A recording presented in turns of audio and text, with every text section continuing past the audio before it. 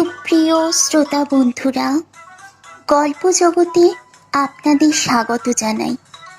আমাদের উপস্থাপনা যদি আপনাদের ভালো লেগে থাকে তাহলে লাইক ও শেয়ার করুন এবং আমাদের উৎসাহিত করতে চ্যানেলটিকে সাবস্ক্রাইব করুন। নমস্কার বন্ধুরা, গল্প জগতের আজকের পর্বে আপনারা শুনতে চলেছেন লেখক পার্থ চট্টোপাধ্যায় রচিত হনুমানের উপকারিতা কাহিনী অবলম্বনে হনুমানজির কৃপা। কিছুদিন আগে বাংলা খবরের কাগজে একটি খবর বেরিয়েছিল। বহু বাঙালি বাংলা খবরের কাগজ পড়েন না, তবে তাদের বউরা নিশ্চয় পড়ে। বউদের জিজ্ঞাসা করে বিস্তৃত খবরটি জেনে নেবেন। আমি শুধু সংক্ষিপ্ত আকারে খবরটি উদ্ধৃত করছি। এমজি হাসপাতালের হার্ট ওয়ার্ডের সামনে আম গাছে কিছুদিন ধরে এক বেয়াদব হনুমান এসে বাস করছে। সরকারি হাসপাতাল, এক অর্থে সরাইখানা। সেখানে কে আসছে কে যাচ্ছে তার হিসেব কে রাখে? যদি একটি হনুমান গাছে এসে বাসা করে এবং সরকারকে হেয় করার চক্রান্ত না করে, তাহলে তার প্রতি দৃষ্টি দিতে কারো বয়েই গেছে।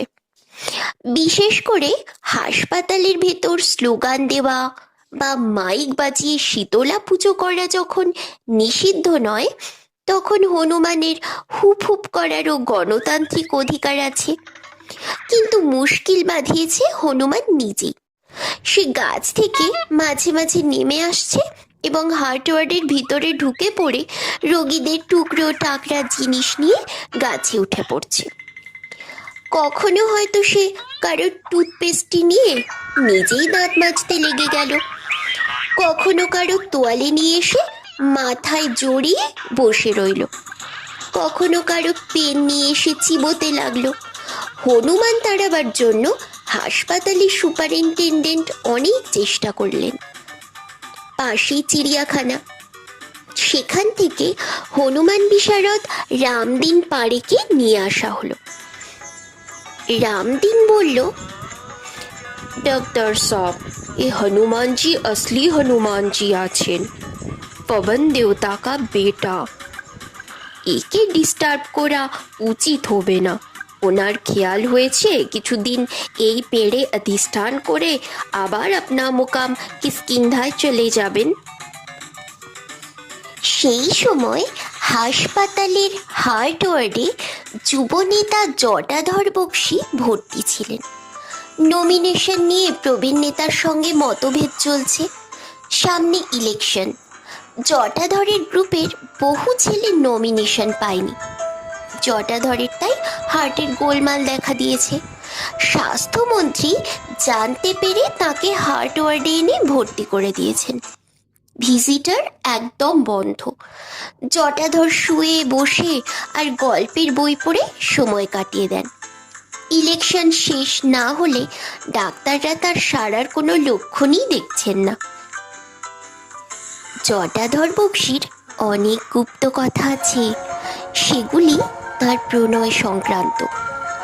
এই যুগের ছোকরা পলিটিশিয়ানরা প্রেম করতে ভয় পায়, কিন্তু আগে প্রেমের জন্যই লোকে পলিটিক্সে আসতো। জটাধর বক্সীর একজন গুপ্ত প্রেমিকা আছে, তার নাম সুতপা। সে দিল্লিতে থাকে। সম্প্রতি সুতপার সঙ্গে তার ভুল বোঝাবুঝি হয়েছে।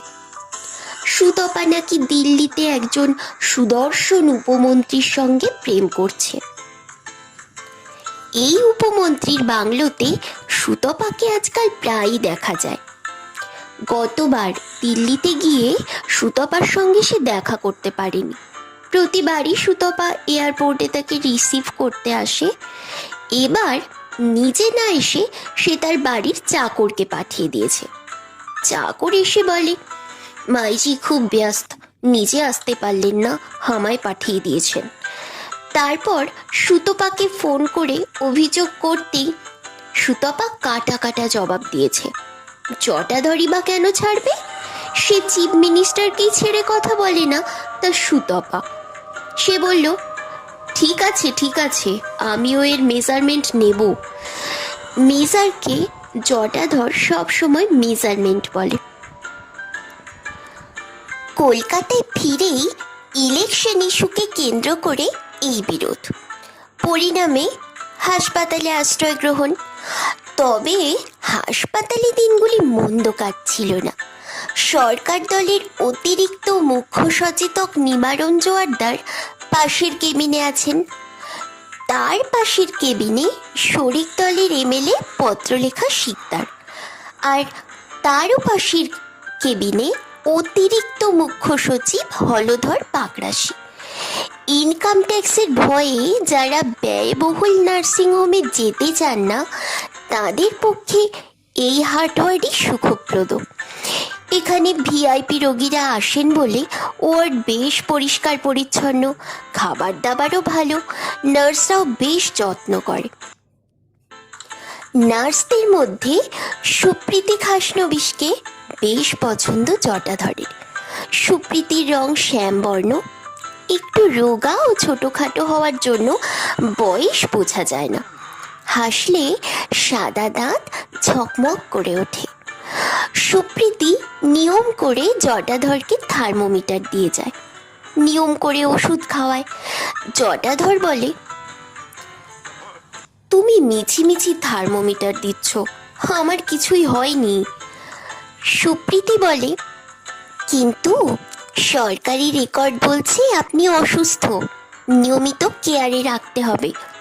আপনার চার্টে যদি ভুল হয়ে যায় আমি বকুনি খাবো, আমার চাকরি চলে যাবে। তোমার চাকরি গেলেই হলো?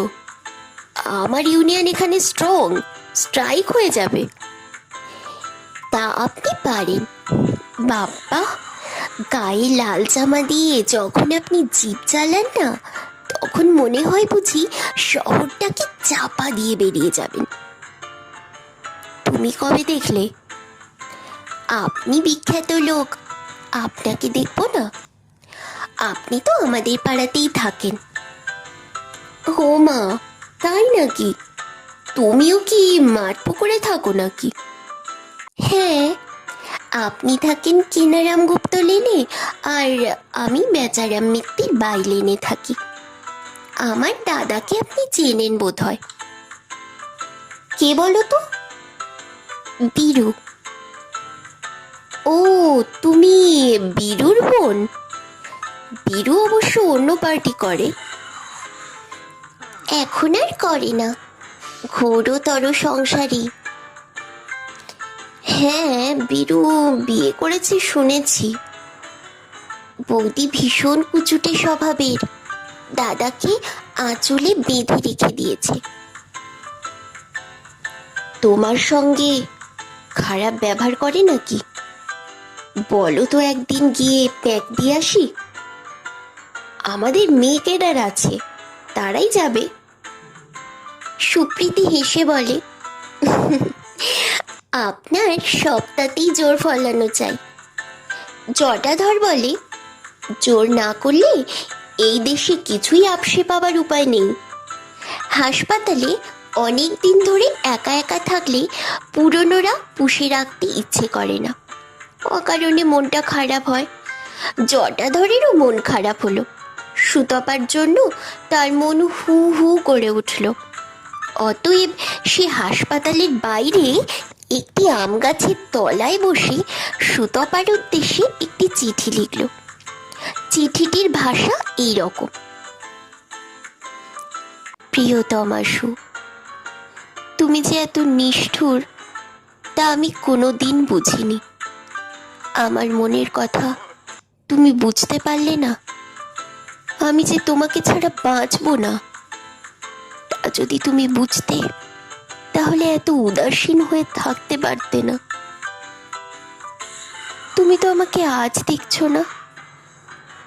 নূতন করে নিজের কথা বলার আর দরকার আছে কি?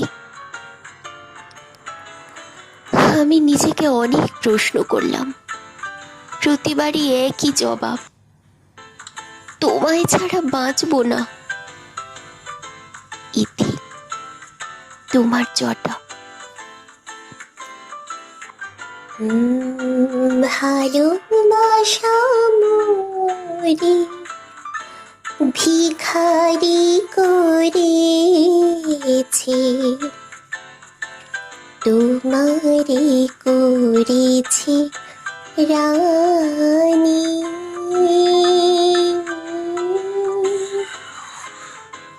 ভালোবাসা মোরে ভিখারি করেছে, তোমারে করেছে রানী। জানি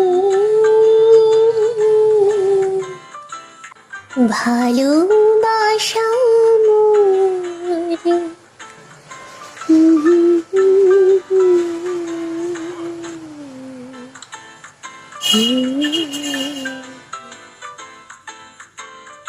সবে চিঠিটি লেখা শেষ করে জটাধর একটি বই চাপা দিয়ে রেখে একটু উঠে দাঁড়িয়েছে। অমনি হঠাৎ হুপ করে একটি শব্দ। জটাধর পিছন ফিরে তাকিয়ে দেখে এক হনুমান লাফ দিয়ে এসে চিঠিটি নিয়ে আবার গাছে উঠে গেল। হায় হায়, এ কি হলো? হনুমান নিশ্চয় প্রেমপত্র পড়বে না। জটাধর নিচে দাঁড়িয়ে পত্রধারী হনুমানকে বহু অনুনয় বিনয় করতে লাগলো, কিন্তু হনুমানের কোনো ভাবান্তর দেখা গেল না। সে একটু পরে চিঠি শুদ্ধ আর একটি গাছে ঝাঁপ দিল।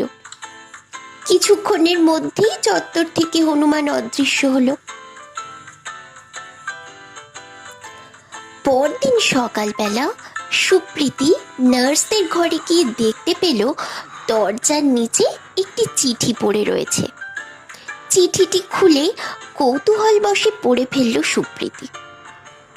দেখতে দেখতে তার মাথা গরম হয়ে গেল। ও, বুঝতে পেরেছি এটা কার চিঠি, কিন্তু কোন সময় দিয়ে গেল? এই তো বীর পুরুষ, মুখে একটা কথা বলার সাহস নেই, অথচ গোপনে চিঠি দেওয়া যায়। সুপ্রীতি চিঠিটি বারবার পড়ল, তারপর মনে মনে বলল, বেশ বাবা, আমি না হই নিষ্ঠুর, কিন্তু তুমি কি? তোমাকে এতদিন ধরে সেবা শুশ্রূষা করছি, রোজই তোমার কাছে কি এতক্ষণ থাকছি, কই সামনাসামনি যত সব গম্ভীর আনইন্টারেস্টিং কথাবার্তা। আমার নিজের বুঝি অভিমান হয় না? আমি বরং ভাবছিলাম এত বড় যুবনেতা ধারে কাছে যায় কার সাথে? না চাহিতে জানি পাওয়া যায়, না চাহিতে জানি পাওয়া যায়, দিয়া গিলে আসে কাছে, নিশীথে সে ধন হারাইছি, আমি পেয়েছি অবরূপরাতে, না চাহিতে জানি পাওয়া যায়। সুপ্রীতি চিঠির কোনো উত্তর দিল না, শুধু মনের কথা মনের ভেতর চেপে রেখে ওপর ওপর এমন ভাব দেখাতে লাগলো যেন কিছুই হয়নি। মেয়েরা অন্যের কথা পেটে রাখতে পারে না, কিন্তু নিজেদের কথা বেমালুম হজম করে ফেলতে পারে। পরদিন সকালে সুপ্রীতি জটাধরের গা স্পঞ্জ করিয়ে দিতে এসেছে। গরম জলে তোয়ালে চুবিয়ে জটাধরের বুকে পিঠে মুছিয়ে দিচ্ছে আর ভাবছে জটাধর যদি এই দুর্বল মুহূর্তেও তাকে গতকালের চিঠির ব্যাপারে কোনো উল্লেখ করে, কিন্তু জটাধর সেসব কিছুই উল্লেখ করলো না। সে বলল, তোমার দাদাকে বলো আমার সঙ্গে একদিন দেখা করতে। বলবো।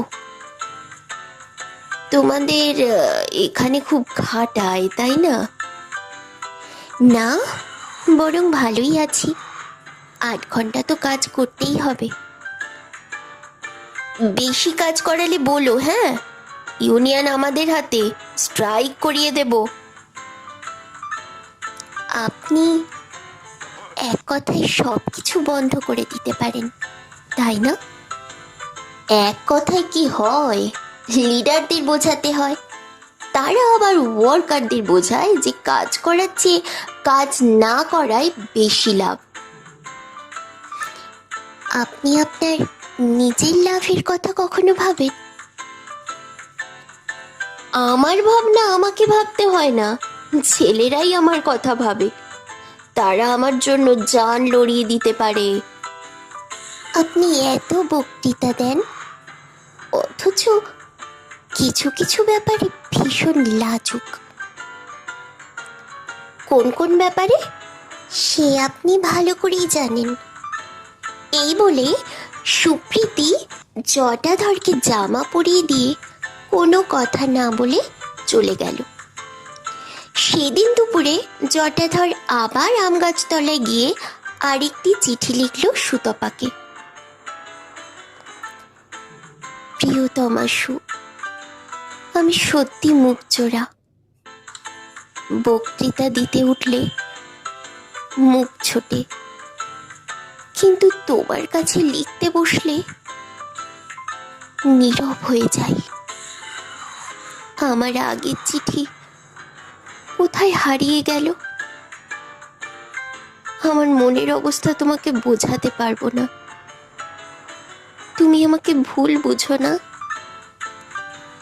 এবারে যদি চিঠির জবাব না পাই, বুঝবো সত্যি তুমি আমায় ভালোবাসো না। আমি তাহলে আর কোনো দিন তোমার সঙ্গে যোগাযোগ রাখবো না। ইতি, তোমার জটাধর। চিঠি লেখা যেই শেষ হয়েছে, অমনি শব্দ হলো হুপ এবং ঝপাং। জটাধর চমকে উঠল।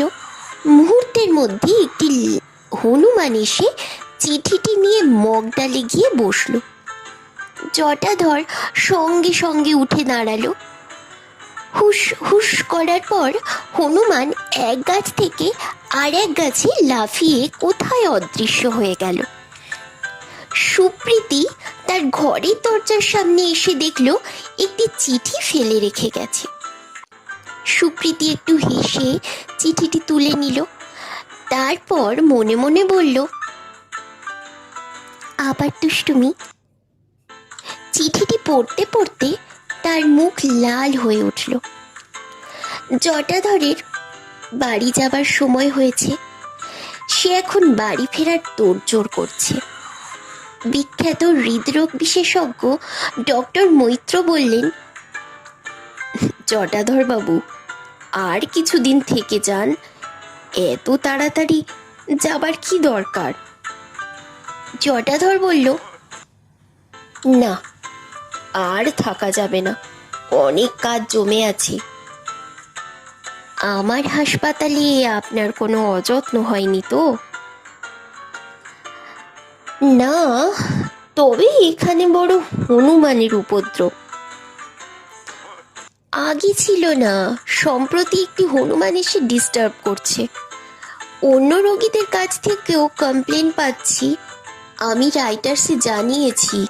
ডেপুটি ডিরেক্টর অ্যাডমিনিস্ট্রেশন ডেকে বললেন, ডক্টর মৈত্র, হনুমান ধরার জন্য কোনো স্পেশাল স্যাংশন দেওয়া যাবে না, কারণ গভর্নমেন্টের হাতে টাকা নেই। বকেয়া ডিএর কিস্তির টাকাই দিতে পারছি না। আপনি যদি হাসপাতালের বাজেট থেকে হনুমান ধরেন তাতে আপত্তি নেই। তা তাই ধরুন না। সত্যি কথা বলতে কি, হাসপাতালের ফান্ডের টাকা নেই। ওষুধ কোম্পানিগুলোই 50 লাখ টাকা পাবে। আমি চেষ্টা করছি রামদিনকে 2-5 টাকা বকশিস দিয়ে যদি হনুমানটা হটানো যায়। কিন্তু হনুমানটা বেশ চালাক, কখন যে আসে আর কখন যে যায় তা বোঝার উপায় নেই। হনুমানটা অনেক পেশেন্টের জিনিসপত্র নিয়ে উধাও হয়েছে, তা কি জানেন?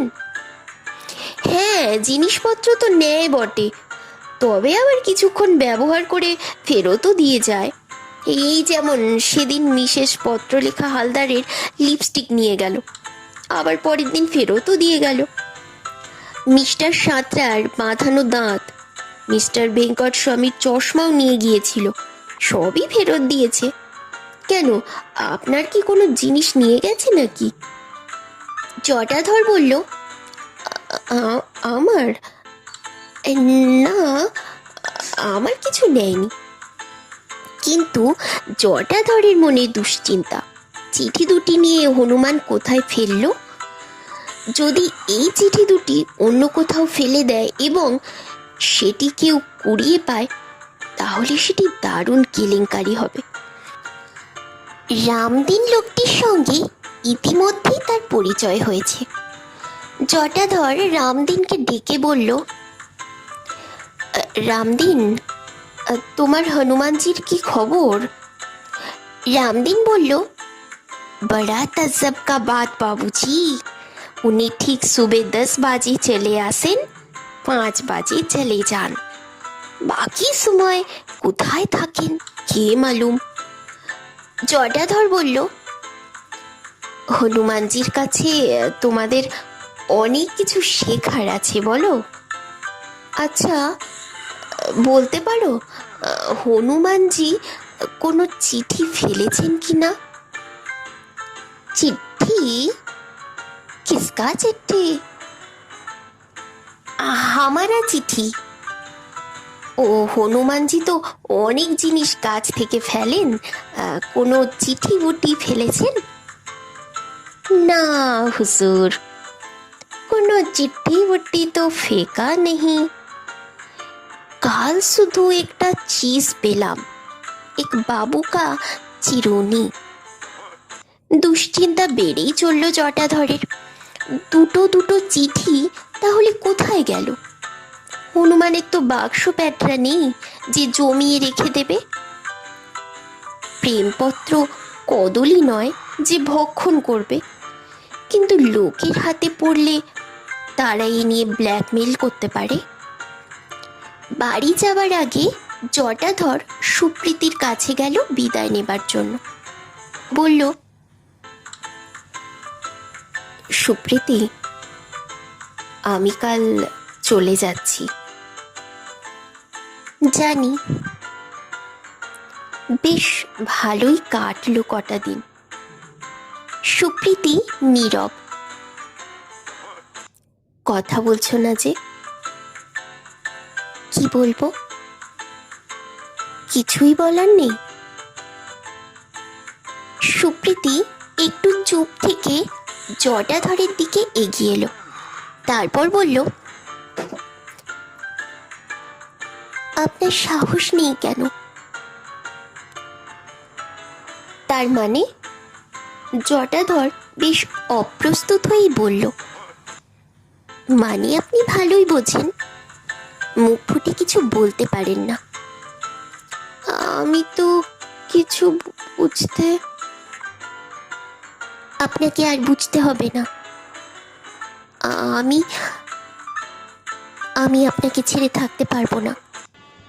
এই বলে সুপ্রীতি জটাধরের দিকে এগিয়ে এলো। এরপর এক শুভ দিন দেখে জটাধর ও সুপ্রীতির বিয়ে হয়ে গেল। বিয়ের পর একদিন সুপ্রীতি বলল, শোনো, একটা কথা ঠিক ঠিক জবাব দেবে। দেব, কথাটা কি আগে শুনি। আচ্ছা, তুমি আমাকে যে দুটো চিঠি লিখেছিলে, সে চিঠি দুটো তুমি আমার হাতে না দিয়ে দরজার সামনে রেখে দিয়ে গিয়েছিলে কেন? যদি আর কারো হাতে পড়তো। চিঠি? কোন চিঠি বলো তো? আহা, সব ভুলে গেলে। সত্যি বলো না, কোন চিঠির কথা বলছো? কত চিঠি যেন লিখেছো আমাকে। লিখেছো তো মাত্র 2টো চিঠি। এই তো, আমি কত যত্ন করে রেখে দিয়েছি। এই বলে সুপ্রীতি সুতপাকে লেখা জটাধরের চিঠি দুটি দেখালো। জটাধর সব বুঝতে পারলো, কিন্তু মুখে কিছু বলল না। সুপ্রীতি বলল, কই, বললে না তো? চিঠি আমার হাতে না দিয়ে কেন দরজার সামনে রেখে গিয়েছিলে? জটাধর বলল, সব হনুমানজির ইচ্ছা। এর কিছুদিন পর জটাধর ও সুপ্রীতি হাসপাতালের সামনে আম গাছের তলায় বসে গল্প করছে। এমন সময় শব্দ শুনল, হুপ। দুজনে চমকে উঠে উপরে তাকিয়ে দেখলো একটি হনুমান তাদের দিকে তাকিয়ে দাঁত বার করে হাসছে। সুপ্রীতি বলল, হনুমানের উপদ্রব এখনো কমেনি দেখছি। জটাধর 2 হাত জোর করে হনুমানকে নমস্কার করলো। সুপ্রীতি বলল, ও কি করছো? জটাধর বলল, উনি যে সে হনুমান নন, রামদিন বলেছে রামচন্দ্রজির হনুমান। ওর কল্যাণেই তো তোমাকে পেয়েছি, তাই নমস্কার করছি। এরপর থেকে হনুমানকে কেউ হাসপাতালে ধারে কাছে দেখেনি। আমি আপন করিয়া চাহিনি, তবু তুমি তো আপন হয়েছ।